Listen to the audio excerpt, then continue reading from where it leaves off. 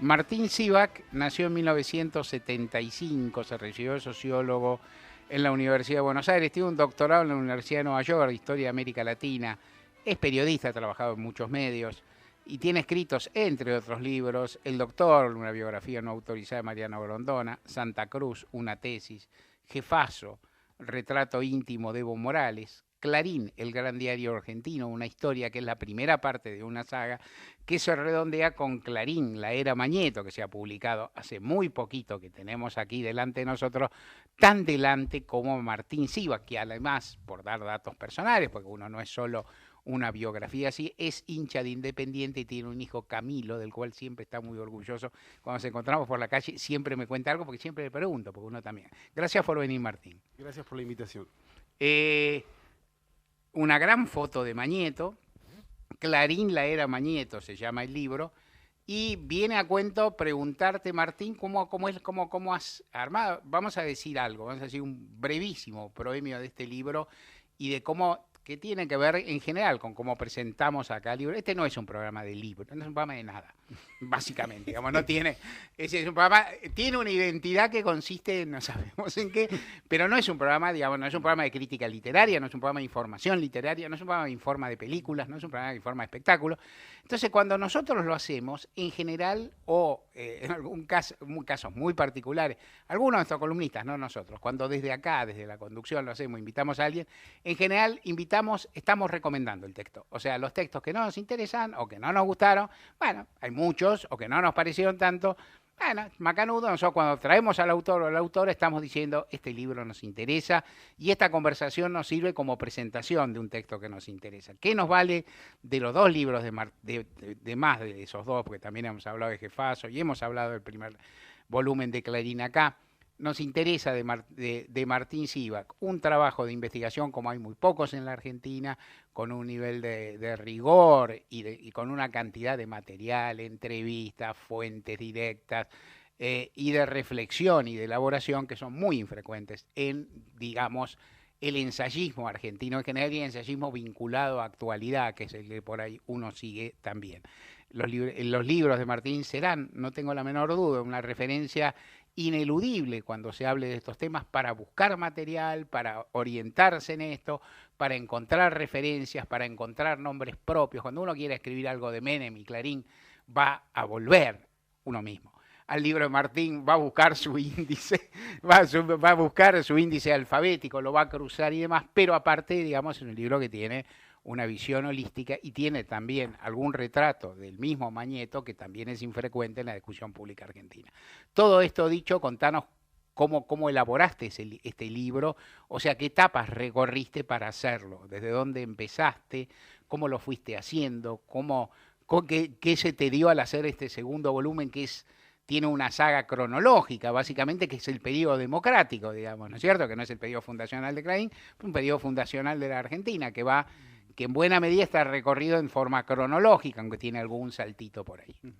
Sí, bueno, la historia de Clarín tiene como tres grandes etapas. La primera es la de su director y fundador Roberto Noble, va del 45 al 69, la segunda de Rogelio Frigerio, que desde las míticas oficinas de la calle Córdoba conducía la empresa, pero no podía hacerse presente porque ni los lectores de Clarín debían saber, ni el público en general debía saber que Rogelio Frigerio conducía la empresa. Este periodo va del 69 al 82, hasta que Mañeto, que entró como un contador, como un militante político que entra a Clarín para ordenar las cuentas, en el año 82 es el que decide, que es el ejecutor del despido de sus viejos compañeros y el que comienza esta fase de expansión. Entonces la era Mañeto corresponde a ese nuevo periodo, que es la época de la expansión casi sin límites de Clarín, con Mañeto como principal estratega, ya no como un contador o ordenador de cuentas, sino como una persona que está pensando el despliegue de la empresa. Y entonces, y yendo a tu laburo, vos lo empezaste como una tesis, lo comenzaste... Claro, este trabajo yo lo empecé, sí, yo el trabajo cuando empiezo un libro siempre es algo difícil de terminar. No, está bien, pero... Para mí, sí, yo te diría, el día que empezó el libro fue el día que fui a cubrir los despidos de la Comisión Interna de Clarín en noviembre del 2000. Ahí a mí eso me impactó notablemente. Yo había trabajado en el diario... ¿Para crítica? Yo no, el año No, 2000 trabajaba en la claro, revista de era La antes. Nata, la revista Claro, 23, 23, sí. claro. Y a mí lo que me impresionó era, digamos, yo había trabajado en el primer perfil, donde, digamos, un despido de, toda de todo el plantel, y muchas figuras públicas habían acercado a solidarizarse con los trabajadores. La soledad de los despidos de la Comisión Interna me impactó, ¿no? Ahí, bueno, ahí vi el pánico a Clarín, ahí se vio claramente. Con la excepción de Pérez Esquivel y Moyano y los legisladores de izquierda de la ciudad, no existía tal cosa. Entonces, a partir de ahí yo trabajaba como periodista político, veía a dirigentes políticos y empecé a pensar sobre qué quiere decir este miedo a Clarín. No imaginaba el estilo del libro, pero pensé, y ahí Carlos Corach, que había sido ministro del Interior de Menem, soltó una frase iluminadora que es: nosotros gobernamos 10 años, pero Clarín gobernó mucho más y va a seguir gobernando. Obviamente que Corach sabe que Clarín no gobierna ni nunca gobernó, pero esa percepción me pareció también muy interesante para empezar.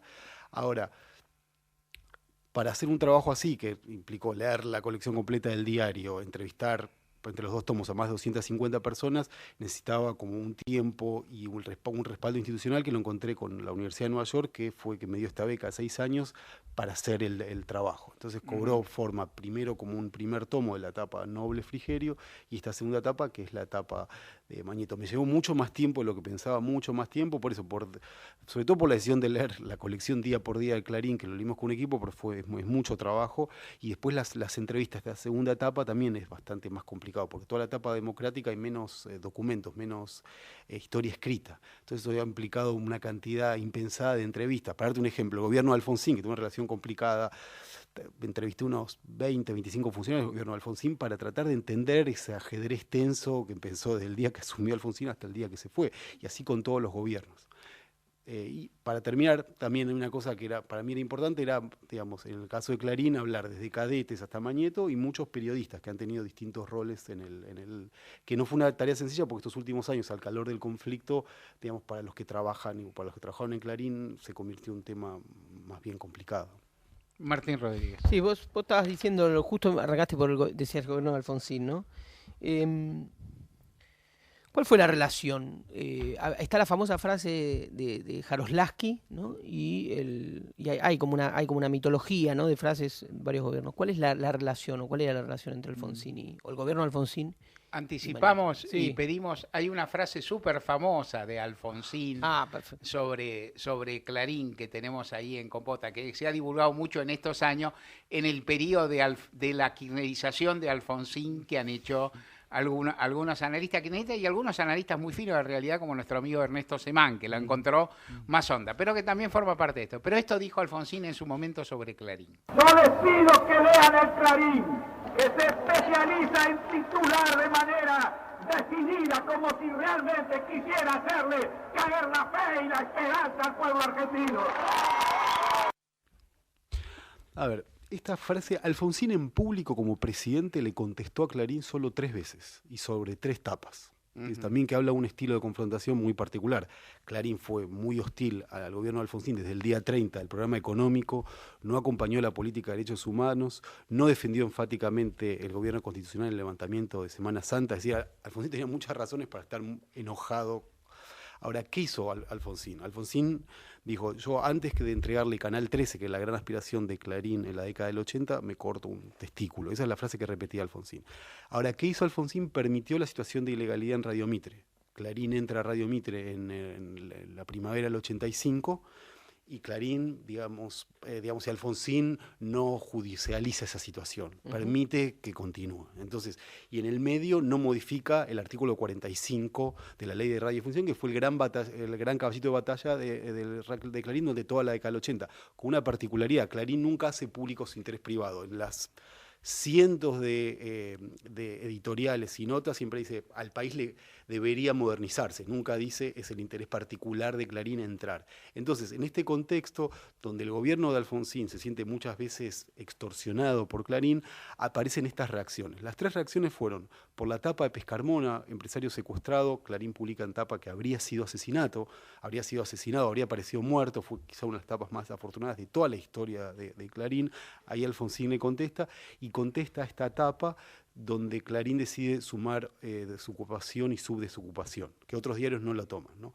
pero también habla también de un estilo de vínculo con Clarín donde Alfonsín se amaca entre las líneas duras y las líneas blandas de su gobierno. Están los conciliadores, lo mismo que ocurrió con Menem, que buscan tener la mejor relación posible con Clarín, y están los que le llevan distintos planes de guerra, que es la coordinadora básicamente. La coordinadora es la que le dice a Alfonsín hay márgenes para llevar más lejos el conflicto. Y Clarín y Alfonsín se va amacando. También empiezan cosas personales, ¿no? Para Alfonsín, Clarín seguía siendo un diario frigerista. Entonces veía a Rogelio Frigerio todavía y el fantasma de Frigerio.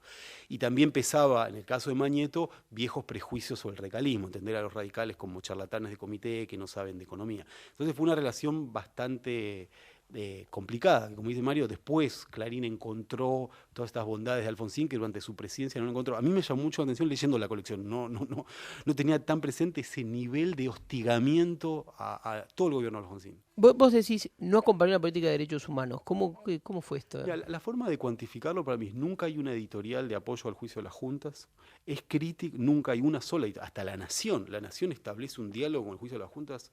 Clarín ignora ese tema, se nota en la cobertura, porque ahí la posición de Mañeto es no conviene que los militares reaccionen. Y en Semana Santa, cuando contrastás Clarín con la prensa, estamos hablando de la prensa y La Nación, no hay una defensa enfática del gobierno radical, al contrario, se muestran las debilidades de Alfonsín, es decir, hubo una situación de mucha ambigüedad de Clarín en la rebelión de Semana Santa. La única entrevista que da Aldo Rico se la da a Radio Mitre, que eso provoca que diputados radicales ocupen Radio Mitre. O sea, hay una serie de tensiones y que es parte de uno de los argumentos de Mañeto, ¿no? Cuando a Mañeto se le pregunta sobre la lógica transaccional de Clarín, que es como el tema que él siempre quiere desmentir.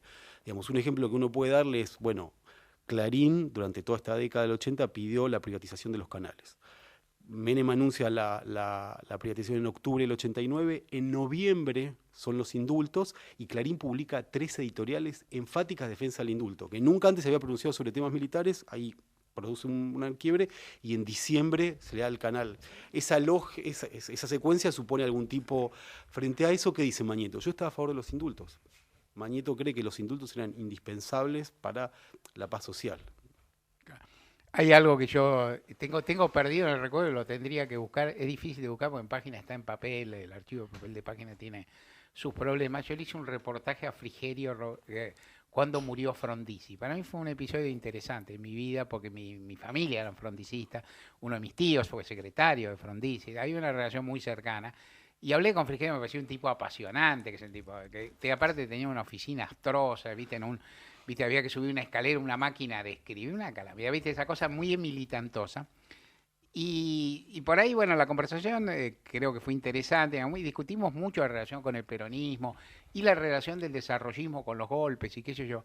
Y Frigerio tenía una expresión, que la usó más de una vez en esa conversación, que para mí es muy descriptiva de lo que era el pensamiento desarrollista en sus orígenes. Después todo se ha ido matizando, todo ha ido cambiando, que era... Yo decía, bueno, pero ustedes no fueron muy democráticos, ustedes estaban con los golpes, entraron por el costado. Y decía, la cuestión democrática, o sea, viste que es una cosa que viene a la jerga más o menos marxista, la cuestión democrática es interesante, pero el desarrollo es previo.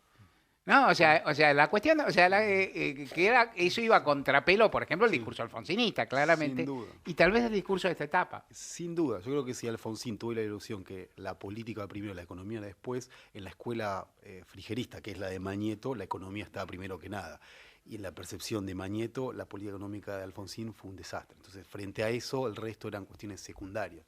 Pero aún así, toda la ley que, ¿te acordás? La ley de reforma sindical, Clarín fue muy crítico de esa reforma de gobierno. En general, de todas las medidas refundacionales de Alfonsín, Viedma, o sea, el traslado de capital, en todo eso, Clarín fue muy crítico y se ilusiona muy rápidamente con Cafiero, que es la frase que vos hacías alusión, es una frase en el contexto donde Cafiero empieza a aparecer como el candidato de Clarín y bueno, y el radicalismo le está pidiendo, bueno, decí con quién estás, vos sos un partido, hacé más explícito en tus preferencias, ¿no?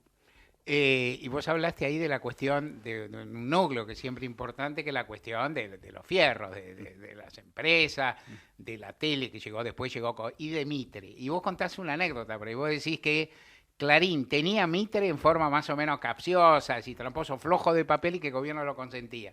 Y contás inclusive un diálogo en que Alfonsín le pregunta a un directivo de Clarín, ¿cómo tal anda Mitre? ¿No? O sea, como diciendo, ¿cómo le va con Mitre? Sí. Y bueno, y ahí Mañeto tiene que decirle, no, pero nosotros no tenemos radio de Mitre, y Alfonsín, según 2 testigos, le dice, al presidente no se le miente. Que fue una manera de mostrar que él estaba al tanto, pero al mismo tiempo que quede ahí. Seguimos en un raudo viaje por el tiempo. Carlos Menem, llegó Menem y siempre se dijo, la primera privatización fue, bueno, la tele, ahí pasó. ¿Qué pasó ahí? ¿Y cuál fue la relación? Por último, me queda un detalle, que vos lo comentás en tu libro, pero me queda siempre interesante para contar, que no es tampoco hablar de hipocresía necesariamente, sino de cambio. Luego se publicó, pero siempre me impresionó ¿cómo se llama? El suplemento que tenía preparado Clarín cuando Raúl Alfonsín se pegó un palo terrible en la Patagonia y todos pensamos que estaba en riesgo de muerte, lo estaba, y que Clarín por ahí, como tiene una estructura, un aparato grande, tenía preparado y tenía la frase "el padre de la democracia", que creo que luego volvió a usar. No lo consideró el padre durante, digamos, no. Durante su presidencia no lo consideró el padre de la democracia. Claro. Carlos Menem, el primo jodón. Sí, hay una transición que me parece que es muy interesante, que es el momento que Alfonsín y Cafiero empiezan a pensar en un sistema de medios más a la italiana, es decir, donde los partidos políticos administren los canales del Estado. Esto se discute entre el 87 y el 88 y era un tema del peronismo. Cafiero, y esto también es muy importante, Cafiero es el único dirigente político de peso que tomaba notas, y ahí están sus diarios, y en sus diarios registró la palabra Mañeto en el año 88. Es el primero que vio que Mañeto era un factor importante en la Argentina, mucho antes que cualquier otro dirigente. Ahora, cuando se discutía la posibilidad de este ingreso mixto, también es cierto que en el año 89 los principales candidatos están a favor de la privatización de los canales, porque hay toda una idea que esto es un encuentro secreto entre Mañeto y Menem en La Rioja, y ahí define el futuro del país. La CEMSI, que es esta cámara del mercado de medios, organiza un foro antes de la elección presidencial del 89, donde va Angelos, donde va Alzogaray, donde va Menem, y los tres están a favor de derogar el artículo 45 y privatizar. O sea, se llega no solamente con un apoyo de la sociedad, que es más difícil de establecer, pero sí los candidatos que sacaron el 95% de los votos están a favor de privatizar. Entonces, eso me parece que es relevante, ¿no? Porque si no, siempre se entiende esta cosa de que los presidentes son víctimas de que Clarín les saca cosas. Y ahí me parece que en el caso de la privatización de los canales no fue así. Ahora, ¿qué es lo que cambia Menem? Menem, ahí hay una ingenuidad de Menem, muy infrecuente en Menem, de pensar que por entregar Canal 13, Clarín iba a acompañar todo el proceso. Lo que sucede con varios presidentes que otorgan beneficios gubernamentales a Clarín, suponer que eso implica una adhesión. Y Clarín al mismo tiempo tiene la pulsión de la redacción por publicar. Clarín siempre va detrás de Página 2, en el año 90, 91, 92, Página 2 inicia los temas, Clarín los amplifica. Ahora, para Menem eso fue el comienzo de una traición, por eso en el año 92, ya Menem en una entrevista con La Nación dice, mi principal error fue privatizar los canales. Ahora, la gran novedad de Menem, cuando empieza más claramente esta tensión entre los conciliadores y los anticlarinistas, que amagan con ley de medios que no cumplen, amagan con el tema de la adopción de los hijos, todos esos amagas que son durante la primera presidencia de Menem no tienen fuerza, hasta que en la segunda presidencia de Menem es mucho más osado y estimula el surgimiento del primer anticlarín, el primer gran conglomerado de medios, el contraclarín, que es el SEI, que es una intersección entre Telefónica, Moneta, el Citibank, es decir, todo eso, sí, creo que fue el primer intento desde un gobierno con capital privado y con privados de poner en discusión Clarín y poner una competencia. Y dura exactamente un año. El SEI, que tiene por el Citibank y por el tipo de negocios de la época, tiene una gran capacidad de financiarse y comprar medios como un Pac-Man durante un año, llegan a facturar más o menos lo mismo que Clarín, no consiguen comprar un diario, intentan comprar un diario, no pueden, y el SEI en un año se desinfla. Que también es la primera muestra de estos intentos de crear contra Clarines, no es tan sencillo, porque hay una acumulación de 50 años de historia que es lo que diferenció. Y también la década del 90 fue para mí el único momento de la hegemonía de Clarín, ese momento de gran prestigio, de mayores audiencias, y creo que se ve muy bien eso en la celebración del 50 aniversario de Clarín, ¿no? O sea, están ¿Eso es cuándo? en el 95, después la reelección de Menem, ¿no? Sí. Las 5.000 personas más importantes del país, desde furiosos anticlarinistas de entonces, como Camilión, Nosiglia, van ahí porque son esas demostraciones de poder que a Clarín tanto le interesaban. Y es el momento del Clarín progresista. Basta recorrer el Clarín de ese tiempo, Raúl Zaffaroni, Horacio González, eran las columnistas muy importantes y no Por no hablar del Chacho como Chacho figura Álvarez, afirmada, etcétera, eran etcétera. Entonces, todo ese momento, Clarín me parece lo que hace muy astutamente es, en algún sentido, capturar bien el amplio antimenemismo, que iba desde Mariano Grondona hasta Chacho Álvarez, pasando por distintas expresiones, y Clarín consigue del 95 al 99 ser una posición moderar al gobierno Menem, pero ganar audiencias y tener ese prestigio que antes no había tenido, incluso empezar a incorporar la agenda de los derechos humanos. Si en la década del 80 Clarín la había ignorado, a partir de la década del 90 se empieza a incorporar a la discusión. La cuestión institucionalista de Clarín es de la década del 90, no es previa. Entonces me parece que también esa es la capacidad que tiene Clarín para ajustarse a los tiempos y empezar a tomar temas que antes no tomaba. Para el discurso de los 50 años, uno de los escritores del discurso de la directora fue Oscar Landi. Oscar Landi y Eliseo Verón eran estos intelectuales que trabajaron en la renovación y en la actualización de Clarín. Entonces me parece que es también interesante ver cómo Clarín se va acomodando a ciertos temas de la época. Claro, ahí hay un salto gigantesco.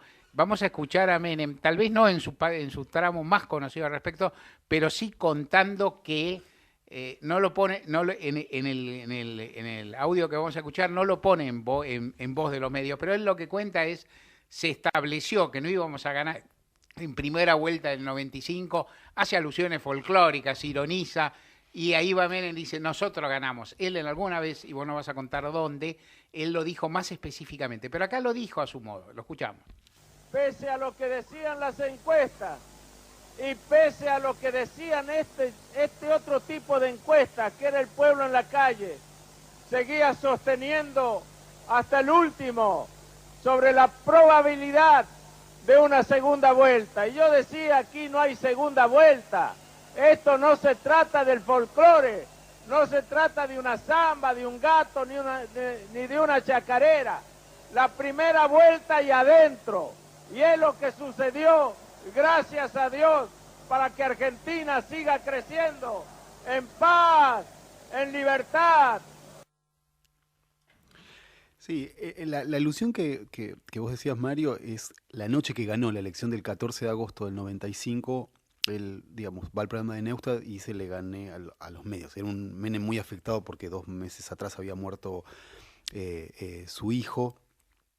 Y él, digamos, fue instalando esta idea de que Clarín se había convertido en su principal adversario. También una manera de bajarle el precio a los opositores.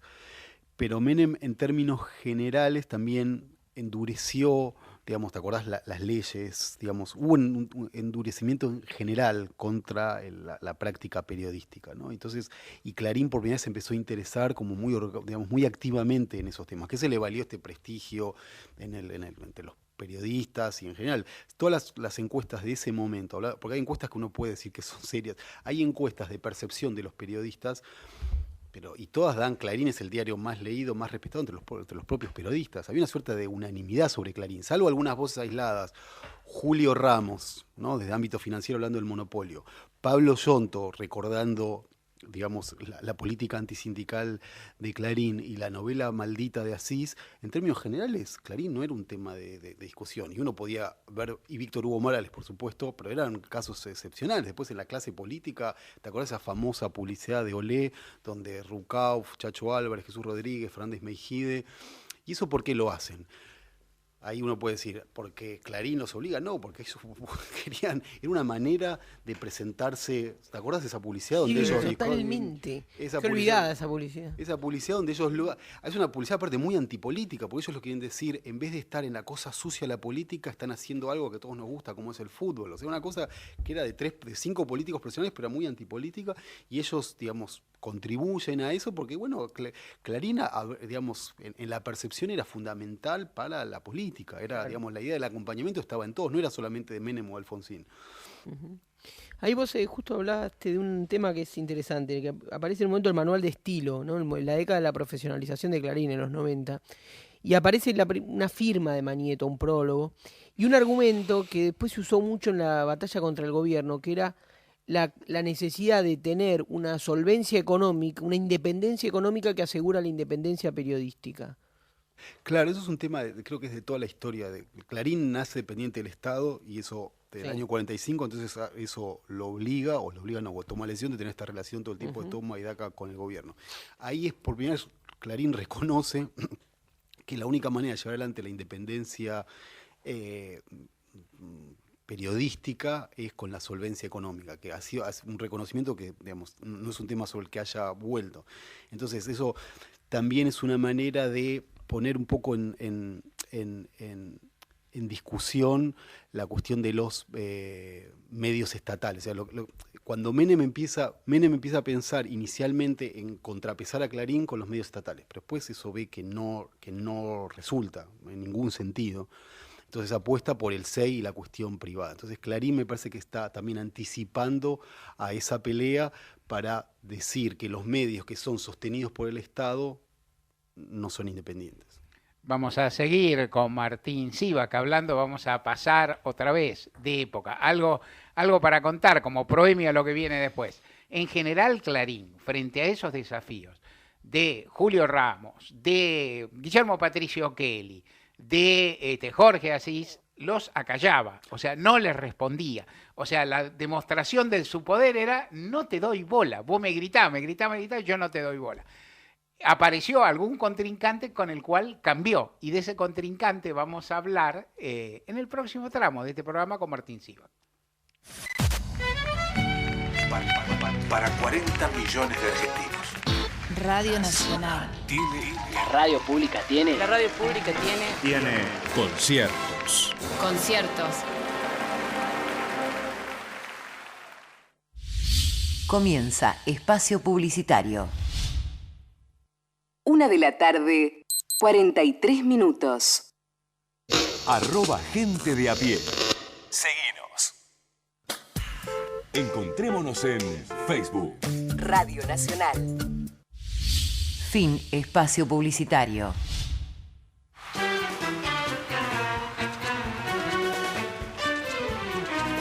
Y hubo idas y vueltas, y de esto también nos va a contar Martín Sivak, pero en algún momento, cuando empezaron las vueltas, por así decir, y el clima que ahora se vive, Néstor Kirchner pronunció estas frases que quedaban en la historia, creo, de la retórica argentina, y también en la historia de la relación entre el poder político y los medios. Lo escuchamos y luego le damos la palabra a Martín. Clarín, ¿por qué estás tan nervioso? Yo la verdad que no me lo explico, pero allí hay democracia, allí abierto, usá los medios realmente para informar y no desinformar a la gente. Martín Sivak. Bueno, este discurso creo que es de principio del 2008, durante el conflicto con el campo, ¿no? Y es el gran quiebre, ¿no? Porque Kirchner, como Menem y como Alfonsín, subieron con la idea del acompañamiento, Clarín. Siempre es esa palabra, ¿no? Que un diario te acompañe, ¿no? En el caso de Kirchner también había ciertos rasgos obsesivos con los diarios que no corresponden ni al caso de Alfonsín ni de Menem. Kirchner, digamos, elegía ciertos periodistas de Clarín para que lo acompañen en sus giras, se fijaba en la página 14, y también estaba en el 1 a 1 su vínculo con Mañeto. Sabemos que se reunieron 12 veces, nunca han sido del todo esclarecidos qué se discutió esas 12 veces. Ahora, y también había una cosa que yo lo cuento en el libro, para mí me llamó mucho la atención, una situación que es: Kirchner lo convoca a Labaña a su despacho, había pasado un año de gobierno de Kirchner, con las 360 tapas de Clarín. Kirchner y Cristina habían clasificado esas tapas como neutras, positivas o negativas, y lo invita al ministro de Economía a que haga esa misma clasificación. Creo que es bastante revelador sobre esa idea de la importancia de las tapas. Alfonsín solo le contesta a 3 tapas, y Kirchner hace un ejercicio más propio de la carrera de Ciencias de la Comunicación que el presidente y el ministro de Economía. Labaña hace su propia clasificación. Yo en el libro cuento el resultado, que Labaña veía un Clarín mucho más crítico. Kirchner no veía un Clarín tan crítico, porque durante toda su presidencia, en términos generales, Clarín acompañó al gobierno. Entonces, este discurso es el comienzo del conflicto. Yo, para simplificarlo, creo que Kirchner gobernó con Clarín y Cristina gobernó contra Clarín. Sin embargo, la frase más memorable sobre el contra es de Kirchner, porque por ahí captura algo mucho más emocional en el conflicto, porque este conflicto tiene un componente muy personal, no es un componente solo político, es el conflicto de dos personas enfermas, en el sentido padecimiento físico. Néstor estaba enfermo, Mañeto también, uno muere antes, uno tiene cáncer, o sea, es una pelea donde hay una carga emocional muy fuerte, y también hace que Mañeto tome algunas decisiones totalmente apresuradas que no se condicen con cierta mesura, la moderación, que siempre es como uno de los rasgos históricos de Clarín, y entre en este periodismo de guerra tan fuera de registro. Y también, digamos, problemas también de interpretación de lo que sucedía. Clarín entiende durante el conflicto del campo que el ciclo kirchnerista estaba concluido. Y eso es un error de interpretación bastante grave, tomando en cuenta que Clarín en general no había cometido esos errores. Entonces, todo esto, las diferencias políticas, a las diferencias comerciales, se le suma la cuestión personal y hace que esta frase queda como la frase, que no es una frase tan argumentativa, sino más bien es eso. Bueno, Mañeto nunca le contestó en esos términos porque creo que no es el estilo de Mañeto. Ahora, vos dijiste cometió algunos errores o dio algunos pasos que no fueron convencionales. ¿Podés reseñar velozmente algunos? Sí, yo creo que la idea esta de del periodismo de guerra, de entender que, como en una de las conversaciones Mañeto me dijo que el país estaba al borde de una tiranía. Mañeto estaba convencido que este país, digamos, algo que parece propio de un editor de un diario del primer peronismo, no del 2015. Entonces, con esa idea que estaba esta tiranía en ciernes, digamos, Clarín se vio obligado a reaccionar de la manera que reaccionó. Entonces, bueno, las exageraciones, muchas notas que digamos, en cualquiera de los medios que se han publicado, que después se han desmentido fácilmente, y también una suerte de incapacidad para buscar alguna forma de acuerdo o convivencia, como había sucedido con otros gobiernos. Es en el espíritu de Clarín está la negociación. Por eso que este Clarín, que ahora lo hemos normalizado como Clarín de siempre ha sido siempre negociador, con peronistas, radicales, militares. Esta es una excepción, no creo que este sea el espíritu de Clarín. Histórico y tradicional. Vamos a algo que es un núcleo importante. Vos has escrito 2 libros, tienen fuentes secundarias a rabiar, bueno, dijiste 200 y pico de entrevistas, estudiaste, te leíste todos los diarios, hay que leer todo eso y demás, pero hay un aspecto que es importante, que son las entrevistas que vos tuviste con Mañeto, una especie de perla, desde el punto de vista periodístico y ensayístico. Hablanos un poco de ellas, cómo las tuviste, cómo las procuraste y qué viste de ese personaje. Igual el final del libro no lo contamos, o sea, lo tienen que leer. Bueno, yo cuando se publicó el primer tomo, pedí por primera vez formalmente la entrevista a Mañeto e insistí durante 2 años. Obviamente que no aceptó la conversación por insistencia, pues supongo que mucha gente le ha insistido. Claro. Nunca tampoco me explicaron por qué finalmente levantó la declinación o aceptó la conversación. La primera conversación fue la semana que apareció el cuerpo de Nisman, o sea que fue una semana dramática de mucha incertidumbre para todos. Y empezó a las 3 de la tarde y eran las 8 de la noche y Mañeto seguía pidiendo preguntas, cosa que me llamó la atención por 2 cosas. Primero, que durante 5 horas no recibiera llamados y estuviera, digamos, tan pendiente de su legado, de discutir o explicar cosas que yo no conocía, me llamó la atención. Y al mismo tiempo otra cosa, que un poco lo que decías vos antes de no contestar, ¿no? Uno podía suponer una persona que nunca da entrevistas, que tiene alguna dificultad, alguna inseguridad. Y la verdad que Mañeto es un empresario de medios con una espalda como para resistir cualquier cuestionario periodístico cualquiera. Entonces me llamó la atención por qué tanto secreto y por qué tanta invisibilidad de alguien que tiene recursos, alguien muy político, se nota que es un hombre que viene de la política, alguien que preparado, formado, pensando comparativamente con otros empresarios de medios, me parece que es una persona como muy, muy preparada y muy atento a ciertas como clichés o simplificaciones sobre su historia. A mí lo que más me llamó la atención es esta idea de la cuestión transaccional, que me parece que me resulta bastante obvia que hay una lógica transaccional, como hay casi todos los medios. No es que Clarín es el único que tiene una lógica transaccional. Todos los medios lo tienen. El tema es que como por la envergadura de Clarín es la que más sobresale, pero muy atento a desmentir cualquier lógica transaccional. Ya que estamos casi al final, ¿no? Tengo una pregunta, tal vez un poco salida del libro, pero sí apelando a tu capacidad de reflexión sobre algo que has pensado tanto y has investigado tanto. ¿Cómo imaginás a Clarín en el futuro? Es decir, ¿cómo imaginás a partir de 2016 la relación de Clarín con la política y de algún modo si la política se enfría, como un poco los candidatos prometen, unos y otros prometen, su reconstrucción como lugar de moderación periodística, si es que eso es posible o si es que eso quiere? Sí. No, bueno, primero, digamos, creo que Clarín ha perdido muchísimo dinero, digamos, creo que el llamado conflicto ha tenido un perjuicio económico muy importante y de credibilidad muy importante.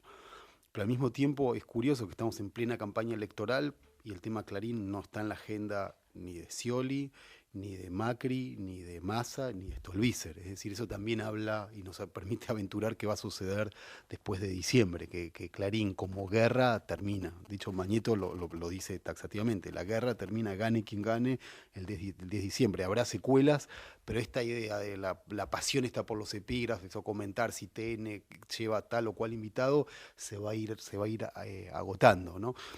Es cierto, Scioli cada tanto dice algo, pero es cuando lo obligan a decir algo. En sus discursos creo que no va a aparecer el tema de Clarín. Y me parece que en términos generales también hay una nueva novedad importante de todo el conflicto con el kirchnerismo que no tiene que ver con el kirchnerismo, que hoy Clarín depende del cable. O sea, Clarín hoy, el 80% de facturación es el cable. Es decir, los contenidos desde el punto de vista del negocio ha pasado a un segundo lugar. No veo una discusión relevante interna sobre cómo recuperar la credibilidad. Me parece que Mañeto es de los que está más convencido que la sociedad argentina va a reconocer a Clarín por haber detenido para usar sus palabras, proyecto hegemónico, lo que fuera. No veo una suerte de autoexamen sobre lo que hicieron, al contrario, digamos, un pedido de reconocimiento. Y es otra cosa también en otros rasgos de Mañeto. Mañeto no reconoce otros empresarios, o sea, cree que salvo Techín, salvo Los Roca, no hay otro empresariado, y tiene una mirada muy escéptica al país. Uno viendo sus medios supondría, bueno, el problema según Mañeto es el kirchnerismo. Ahora, hablando con Mañeto, tiene es muy crítico de la Argentina, dice que el país está inconcluso y no se lo atribuye al kirchnerismo. Entonces me parece el árbol no le tapa el bosque. Exactamente. Sus medios no reflejan eso, pero es una de las cosas. Entonces yo creo que va a haber, inicialmente, va a dejar de ser un tema de agenda y Clarín supongo que también va a iniciar un proceso interno de cambios, porque también es una empresa muy centralizada en Mañeto. Mañeto tiene 71 años, aunque se lo ve bien, digamos, hay toda una discusión sobre la sucesión en la empresa. Y en 1 minuto y medio, porque estamos por terminar, dijiste a la pasada, Clarín perdió mucho en este conflicto. ¿Qué es lo que perdió? De nuevo, lo dijiste, pero te pido como un subrayado o enfatizado. Perdió mucho dinero y dejó ganar mucho dinero y perdió credibilidad, eso sin duda, digamos. No creo que los medios afines al gobierno sean necesariamente creíbles, pero Clarín, que era el medio más importante del país, ha perdido su credibilidad y ha puesto un poco en discusión la credibilidad de todos los medios. ¿Cómo se mide eso en dinero y cómo se mide en credibilidad para un periodista que busca mucho el dato como Siga? Sí. Bueno, la forma de medir es la evaluación, o sea, Clarín valía para el 2007 3.500 millones de dólares y ahora vale un poco más de la mitad, más los negocios que dejó de ganar, o sea, eso es una manera, no existe Y la credibilidad para mí es, digamos, hay algunas encuestas, pero yo creo que esto es más de percepción, no hay para mí como un estudio que asertivamente me permita decir eso, pero en términos generales, que sea un objeto de discusión, que sea un tema de discusión lo que publica o lo que no publica Clarín, eso es nuevo y eso creo que va a permanecer, por ahí sin tanto exaltación o apasionamiento como todos estos años, pero eso va a permanecer. Martín Siva, que estuvo con nosotros, Clarín, la era Mañeto de su libro, que volvemos a recomendar. Con todo lo que hemos hablado, no hay ni parte de todo lo que abarca el texto de Martín, que francamente se deja leer, porque aparte el hombre escribe bien, y francamente lo volvemos a recomendar y le volvemos a agradecer su grata presencia acá en la radio pública. Y esperamos, cuando saques el próximo, ¿de qué es el próximo? Ahora no. No sabemos. El próximo libro que seguramente va a ser sobre la vida de la griega. Cuando venga el texto sobre la vida de griega, sus peripecias y la relación con el transporte aéreo, va a volver acá Martín Siva. Gracias por haber venido. Muchas gracias por la invitación.